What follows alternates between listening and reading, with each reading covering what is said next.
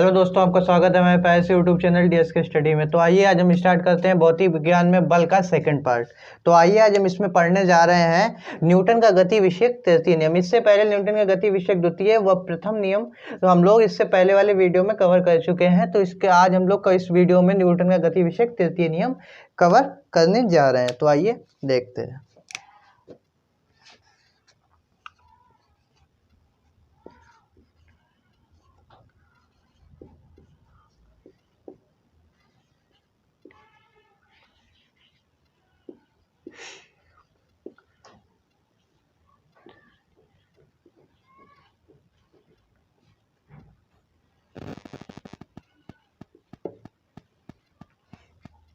Newton का गति विषयक तृतीय नियम। तो आइए देखते हैं इसमें न्यूटन जी ने क्या कहा है। न्यूटन जी ने कहा है कि जब किसी वस्तु द्वारा किसी दूसरी वस्तु पर बल लगाया जाता है तो दूसरी वस्तु भी उस पहली वस्तु पर उतना ही बल उसके विपरीत दिशा में लगाती है। जैसे हमारे द्वारा इस बोर्ड पर एक घूसा मारा जाता है तो हमारे जो चोट लगती है वह उसी बल के कारण होती है। जो हमारे द्वारा इसे मारा जाता है घूसा, उसमें क्रिया बल, ये जो मारते हैं ये क्रिया बल होता है तथा उधर से जो चोट लगती है उसे प्रतिक्रिया बल कहा जाता है। तो लिखते हैं,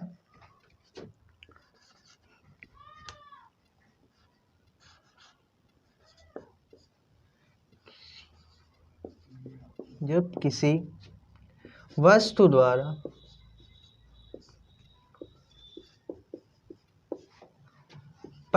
जब किसी वस्तु द्वारा दूसरी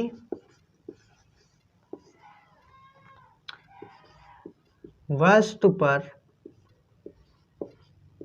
बल लगाया जाता है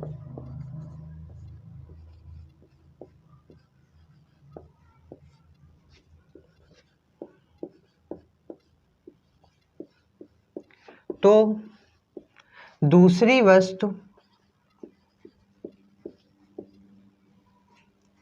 द्वारा पहली वस्तु पर उतना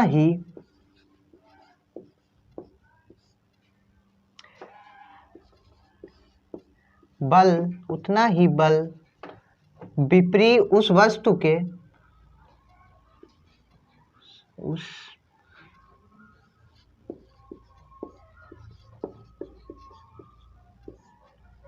के विपरीत दिशा में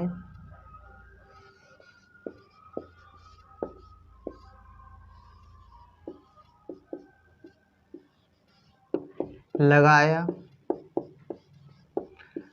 जाता है। तो आइए हम लोग इसे पढ़ते हैं। जब किसी वस्तु द्वारा दूसरी वस्तु पर बल लगाया जाता है तो दूसरी वस्तु द्वारा पहली वस्तु पर उतना ही बल उस वस्तु के विपरीत दिशा में लगाया जाता है। तो F पहली वस्तु द्वारा लगाया गया बल FAB है। पहली वस्तु द्वारा लगाया गया बल FAB है तथा दूसरी वस्तु, यहाँ से पढ़िए कि पहली वस्तु द्वारा लगाया गया बल दूसरी वस्तु पर उतनी ही बल उस वस्तु की विपरीत का मीन्स होता है कि आप उसके विपरीत दिशा, तो हम माइनस इस विपरीत को प्रदर्शित करने के लिए यहाँ पे लगाया जा रहा है। तो FBA, तो ये पहली वस्तु द्वारा लगाया गया बल तथा ये दूसरी वस्तु द्वारा लगाया गया बल है। इसके बाद हम लोग देखते हैं इसके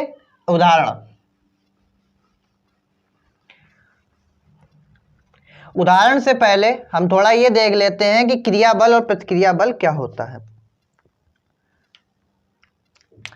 जो बल पहली वस्तु द्वारा लगाया जाता है उसे क्रिया बल कहा जाता है तथा दूसरी वस्तु द्वारा जो बल लगाते हैं उसे प्रतिक्रिया बल कहा जाता है।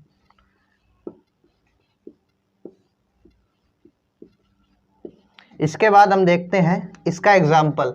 तो यहाँ से हम ये समझ लेते हैं कि क्रिया बल और प्रतिक्रिया बल दोनों एक दूसरे के विपरीत दिशा में लगाए जाते हैं। आप ये समझ लें आप अपनी कॉपी में ये नोट करें कि जब जहां भी क्रिया होगी वहां प्रतिक्रिया अवश्य, ऑलवेज, सदैव, जरूर ही होगी। जहां भी क्रिया होगी वहां प्रतिक्रिया होना आवश्यक है। आइए देखते हैं इसके बाद इसका एग्जाम्पल।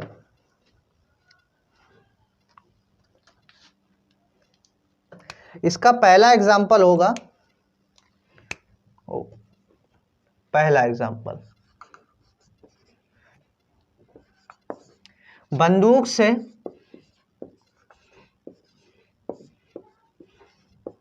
गोली चलाने पर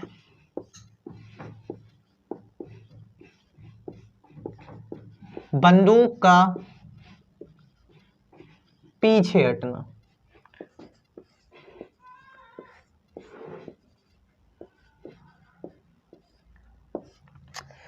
इसका एग्जाम्पल है बंदूक से गोली चलाने पर बंदूक का पीछे हटना। मतलब कि जब हम लोग बंदूक चलाते हैं तो बंदूक से जो गोली निकलती है वो क्रियाबल की दिशा में होती है, तथा जो जब गोली निकलती है तो क्रियाबल लगता है, तथा आपको तो पता है कि जब भी क्रियाबल लगेगा तो प्रतिक्रिया बल लगना आवश्यक है। तो जैसे ही क्रियाबल लगता है तो प्रतिक्रिया बल उसके विपरीत दिशा में लगता है, इसीलिए बंदूक पीछे हट जाती है।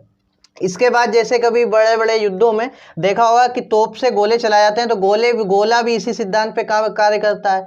जैसे ही गोले को छोड़ा जाता है तो उसके विपरीत दिशा में गोला जो जैसे छोड़ा जाता है गोले पे क्रिया बल कार्य करता है, तथा उसके बाद उसके विपरीत दिशा में प्रतिक्रिया होती है, इसी वजह से तोप भी पीछे हट जाती है। तो उसका दूसरा एग्जाम्पल भी आप लिख सकते हैं। तथा तैराक द्वारा पानी को काटना।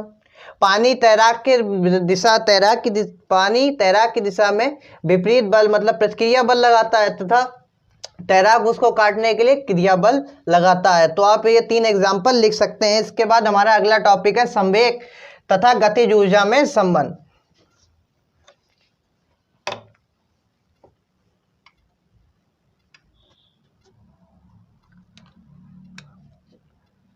संवेग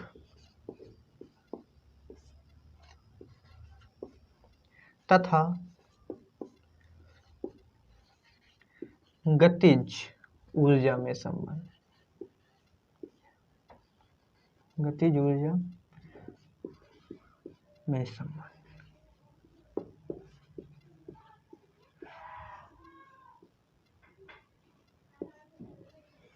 यहाँ पे हम थोड़ा थोड़ा ये जान लेते हैं कि संवेग क्या होता है, थोड़ा सी जानकारी गतिज ऊर्जा के बारे में ले लेते हैं। संवेग, इससे पहले वीडियो में हमने पढ़ाया है कि किसी वस्तु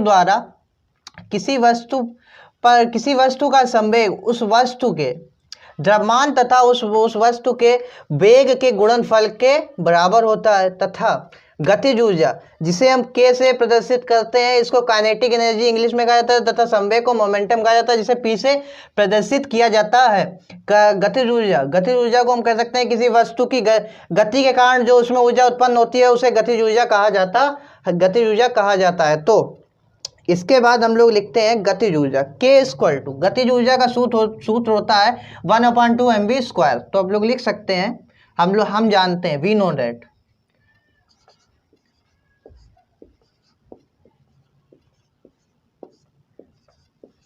हम जानते हैं K=1/2 mv²। तो अगर हम दोनों यहाँ पे m से गुणा करें तथा m से भाग करें तो इसमें कोई फर्क नहीं पड़ेगा। तो mv², इसमें m से गुणा करने पर तथा m से भाग देने पर, तो यहाँ पे हो जाएगा 1/2 m² v²/m। तो इसे हम लिख सकते हैं mv²/2m। इसके बाद आपने जैसा कि आगे पढ़ा है अगले वीडियो में कि mv को क्या कहते हैं हम लोग, संवेग। किसी वस्तु का संवेग उस वस्तु के द्रव्यमान तथा उस वस्तु के वेग के गुणनफल के अनुक्रमानुपाती होता है। तो यहां से हम लोग लिख सकते हैं कि p²/2m, ये आया कहां से, p=mv से।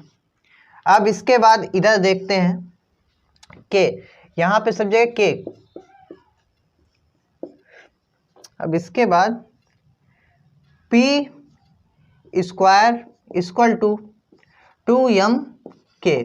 तो यहाँ से p का वर्गमूल लेने पर बराबर √2m² तो यहाँ से हम कह सकते हैं किसी वस्तु का संवेग, जो किसी वस्तु का संवेग उस वस्तु के द्रव्यमान तथा उस वस्तु की गतिज ऊर्जा के दुगने के वर्गमूल के अनुक्रमानुपाती होता है। आप फिर से जरा ध्यान से सुने, किसी वस्तु का संवेग p उस वस्तु के द्रव्यमान तथा उसकी गतिज ऊर्जा के गुणनफल के दुगने के वर्गमूल के अनुक्रमानुपाती होता है। इसके बाद हम लोग, हमारा अगला टॉपिक है न्यूटन के गति विषयक द्वितीय नियम से प्रथम नियम की व्याख्या, प्रथम नियम की गणितीय व्याख्या। प्रथम नियम की जो व्याख्या है वो हमने इससे पहले वाले वीडियो में पूर्णता की हुई है।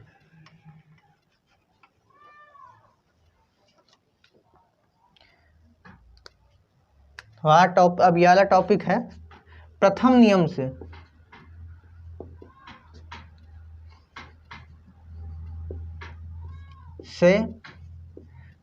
द्वितीय नियम का निगमन।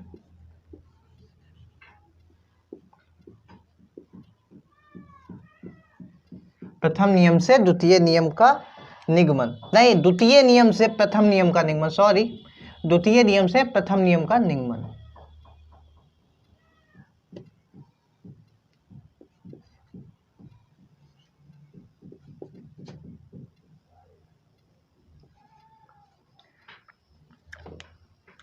पहले हम जान ले प्रथम नियम है क्या।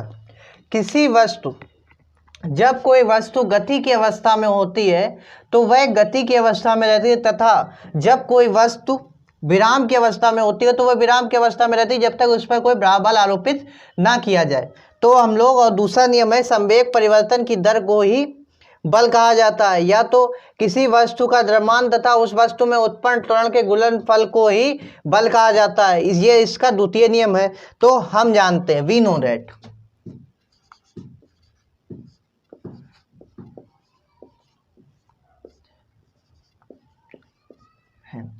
F बराबर ma।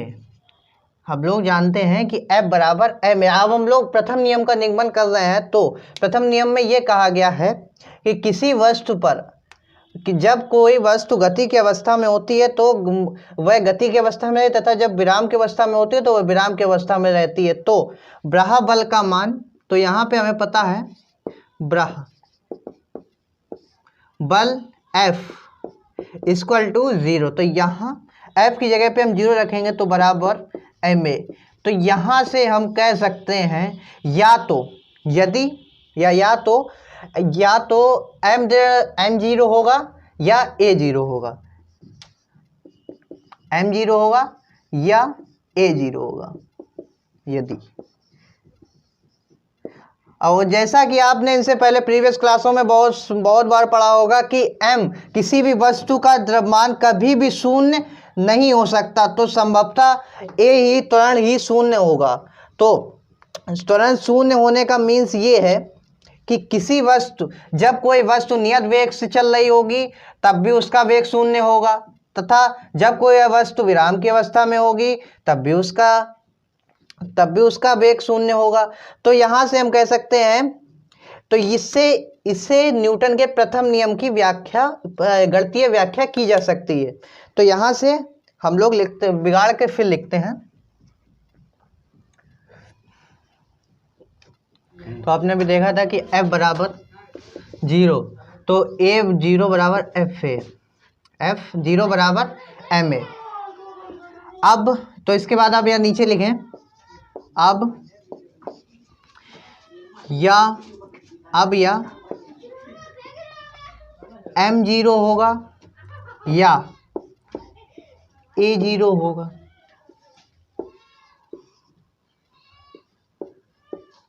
लेकिन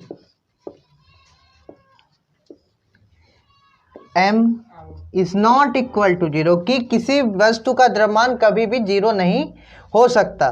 तो a ही शून्य होगा। तो यहाँ से हम कह सकते हैं कि किसी भी वस्तु का द्रव्यमान शून्य नहीं हो सकता, परंतु त्वरण शून्य हो सकता है। शून्य होगा, त्वरण शून्य होगा या नियत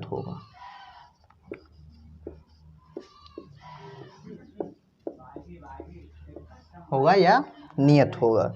अब इससे हम ये कह सकते हैं कि न्यूटन गति विषयक प्रथम नियम में यही कहा गया था कि जब किसी वस्तु का न्यूटन प्रथम नियम में यही कहा गया था कि जब कोई वस्तु गति की अवस्था में होगी तो वह गति की अवस्था में रहेगी, तथा जब कोई वस्तु विराम की अवस्था में होगी तो विराम की अवस्था में रहेगी।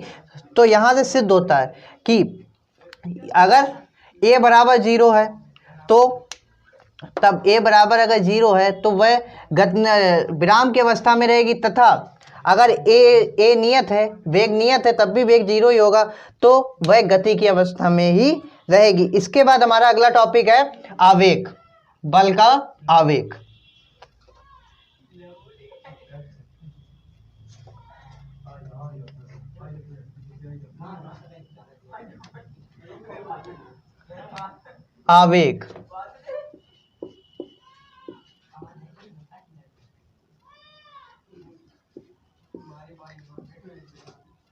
आवेग पहला पॉइंट डाल के लिखें, इसे आई से प्रदर्शित करते हैं।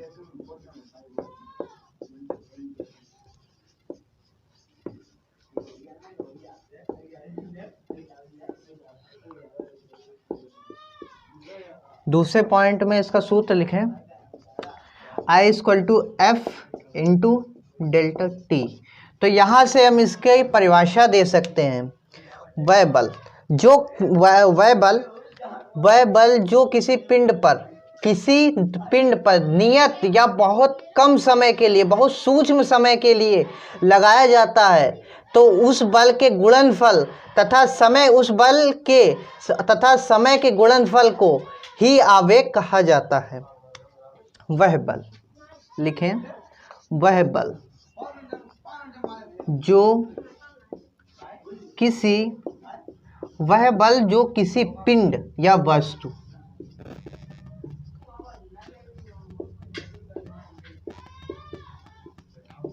वस्तु पर बहुत कम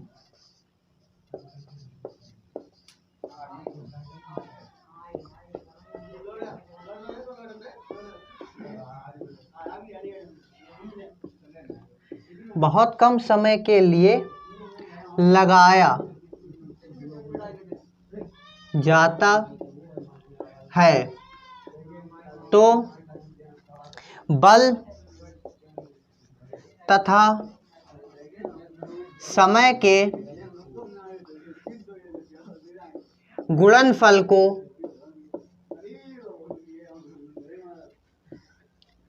को आवेग, इम्पल्स कहा जाता है।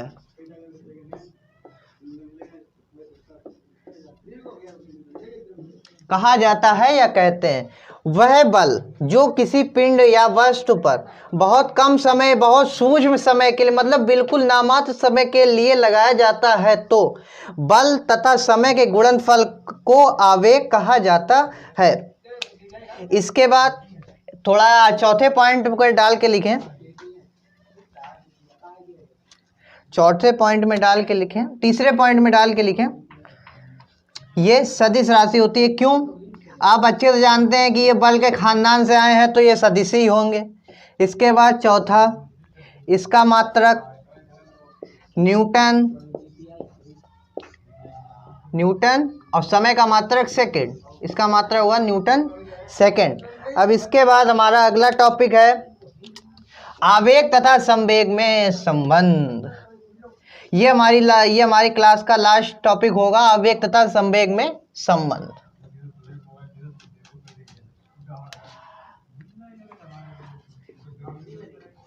आवेग I तथा संवेग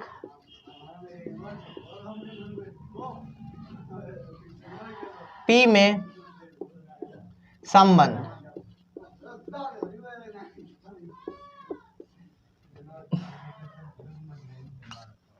लिखते हैं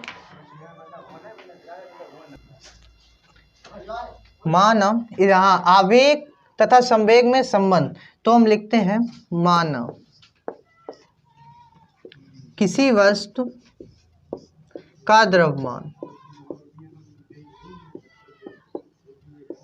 माना किसी वस्तु का द्रव्यमान m तथा वेग u है, तो संवेग p1 है।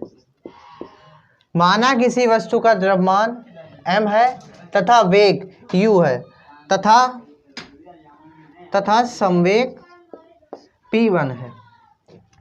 इस पर एक नियत बल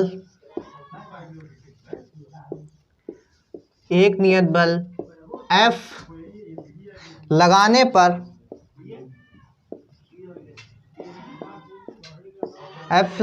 नियत बल F लगाने पर इसका द्रव्यमान तो वही रहेगा, परंतु वेग u से v हो जाएगा।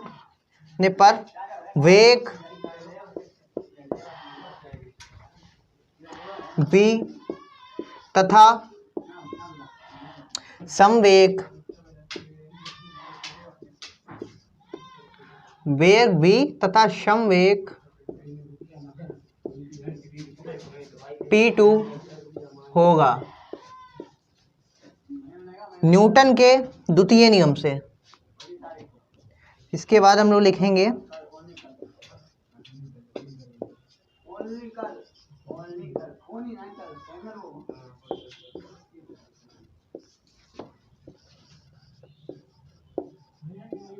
न्यूटन के द्वितीय नियम से।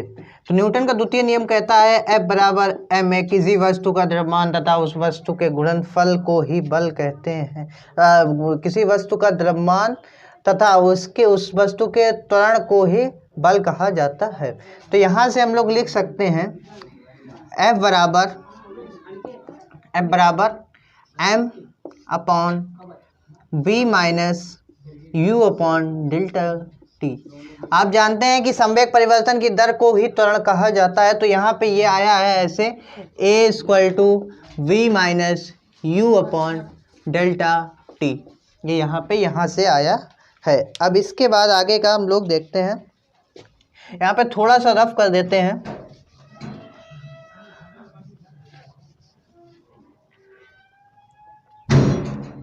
तो F बराबर यहाँ पर हो जाएगा। यहाँ इसके बाद आप यहाँ पर देखें कि F बराबर mv माइनस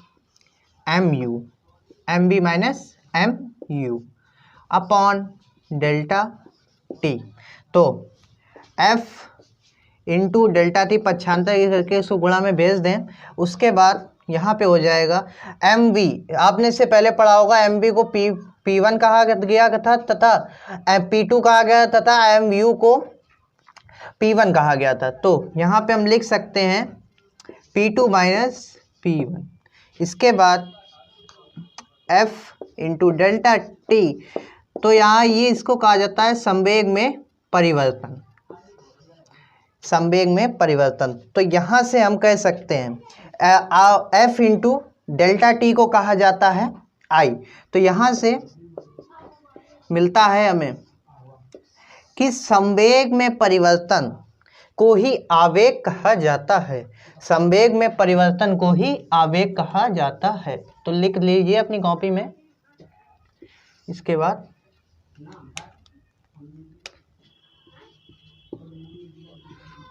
संवेग परिवर्तन डेल्टा P को, संवेग परिवर्तन को ही आवेग कहा जाता है।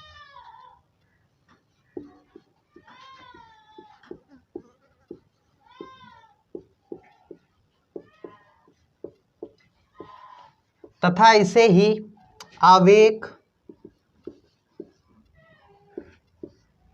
संवेग सिद्धांत कहा जाता है।